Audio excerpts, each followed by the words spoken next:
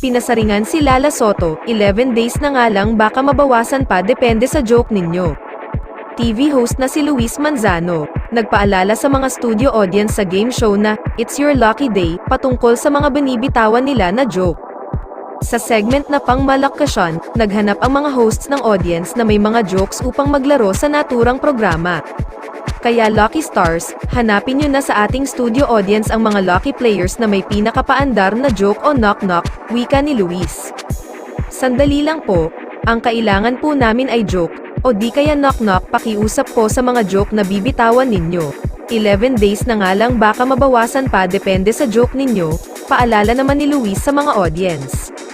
Ayaw namin masuspend ha, pabirong hirit naman ni Robby Domingo. Makahulugan ang pahiwatig ni Luis Manzano sa unang Lunes sa telebisyon ng It's Your Lucky Day, ang noontime game at variety show na pansamantalang ipinalit sa It's Showtime habang suspendido ito ng MTRCB sa loob ng 12 araw.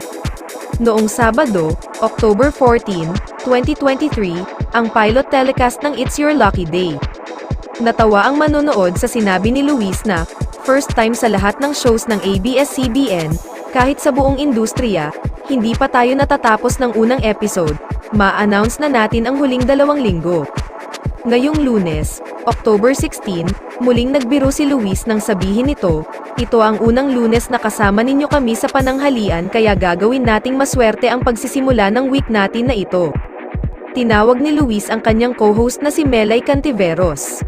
Kung si Ann Curtis merong It's Showtime, kami naman merong It's Short Time, pabirong saad ni Melay tungkol sa limited run ng kanilang programa. 11 days to go, katapusan na natin, natatawang pahayag ni Luis. Kasunod ang pahiwatig na maaaring patuloy na mapanood sa telebisyon ang It's Your Lucky Day. Nagloloko tayo ng 11 days na lang tayo pero malay natin kung suswertihin din tayo. Malay natin, 11 days tayo sa timeslot na to, malay natin kung suswertihin, medyo mapaaga ng konti sa Showtime. Sabi ni Luis na ikinaintriga ng televiewers.